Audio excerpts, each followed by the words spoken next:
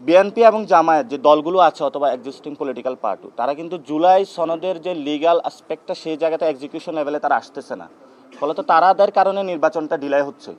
এটা কিন্তু অন্য কোনো কারণে নির্বাচনে, এই দুইটি দলের কারণে নির্বাচনটা ডিলে হচ্ছে, বিলম্বিত হচ্ছে। আমরা এই দুটি দলের কর্মী সমর্থক নেতৃবৃন্দকে আহ্বান জানাবো, আপনাদের কাছে মাপ চাই, জাতির দিকে তাকিয়েও হলো আপনারা এইসব ভণ্ডামি বাদ দেন। অ্যাটলিস্ট জনগণের দিকে তাকিয়েও হলো দ্রুত এটার লিগ্যাল পার্সপেক্টিভ এক্সিকিউশনের লেভেলে এসে একটা নির্বাচনের মধ্যে এসে জনগণকে আপনারা মুক্তি দেন।